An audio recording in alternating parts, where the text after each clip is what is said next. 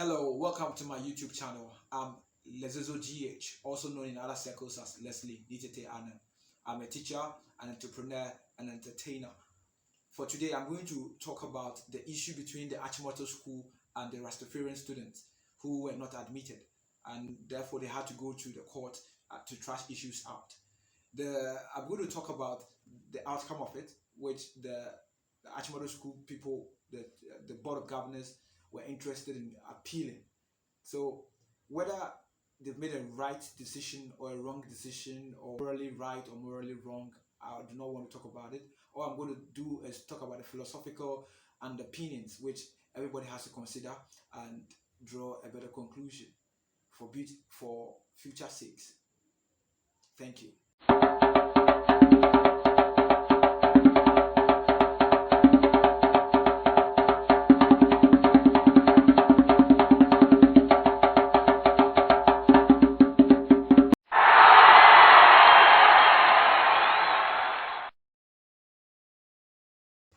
Okay, the first point is that I believe the the Rastafarian getting admission, or the Rastafarians, those two guys getting admission to the secondary school, is purely based on the computer selection. So there was a computer that selected them and put them in those schools, and other people too were selected to be put in those schools. And in the future, others are going to be selected to be put in the school. So it's not a matter of the old times that you got people getting schools just because of the partnership or relationship their families or their friends had with the school. So nowadays you could get a school, an A class school, a B class school, just as a result of the school placement. What this means is that nobody has a hand in putting particular people into particular schools. So on this level, what the school is not recognizing is that they are discounting, or they are discrediting the system that had put certain people into their school who have become very great for the number of years that the system has been run. The computer placement system has been run. So they are discrediting the system. Uh, they picking on one person and saying this person shouldn't be part of the school is a bit, there's a question mark on it. So they should rethink it. And another point is that what the school should recognize is that traditions, as they are, were at the time currencies. They were things that came up that people, others too, traditionally didn't like. So the traditions are values and perceptions or belief systems that, even if it looks like now they've come to stay, they used to also disturb the system, the earlier system, and they have replaced them.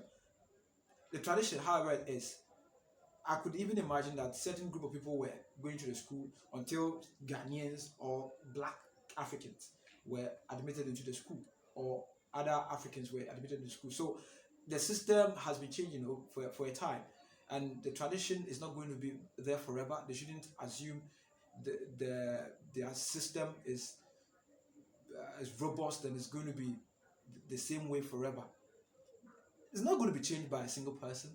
This is a system that's been built over the years, right from the time of Nkrumah, Dr. Kwame Nkrumah, and up to now.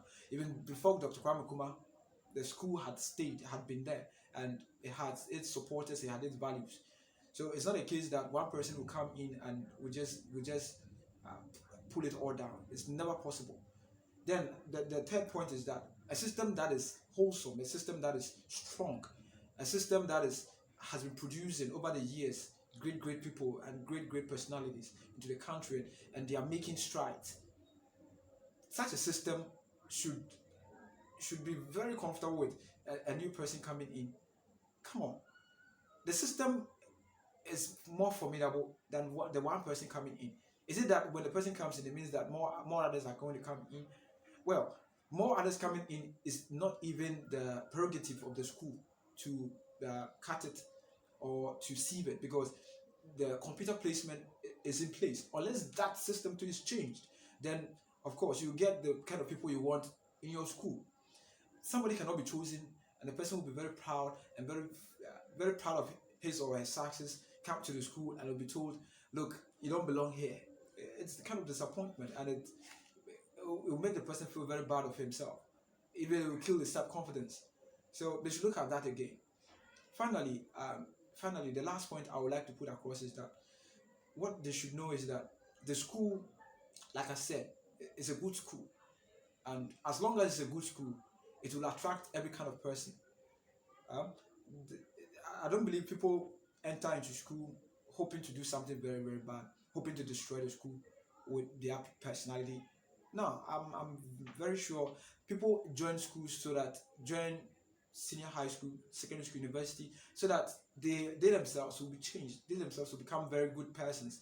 So you go to school for education, for change in your personality, in your person, and for that matter, a school just like the Achimota school is just like uh, a beautiful girl out there who is walking on the street. You find very rich people whistling, you find very poor people whistling, you find uh, disrespectful people whistling, you find disciplined people forgetting themselves and misbehaving. So, yes, as long as the school is a good school for now, as long as it's a good school, we should expect that also people will be interested in joining the school. And the board of governors or the management cannot restrict the kind of people who will be entering. If they want to restrict it, then they have to restrict the whole country and change certain constitutional rights and regulations that are causing, making people to apply to the school. I think this is my opinion and this is my perception of the whole issue. I believe I've said my piece.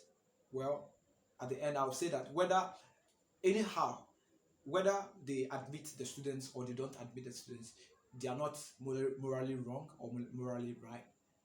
Whether they admit the student, the Rastafarian, whether they admit him or them is not big issue. It's not the case that the moment the student enters, the students will become the best in the world. Neither is it that the student will become the worst in the world. So at both sides, the child who is making all the necessary effort to get into the school, I would even advise them you should forget about the school and go to some other school because it's no big deal. It's no big deal. The mess has already been caused, and there will be some slight bad feelings somewhere. So I would advise him, look, yes, he's made his point, and in the future, surely people are going to use his case as a precedent and would get better places. So all the best. Nothing spoil. Nothing spoil. All the best. Bye.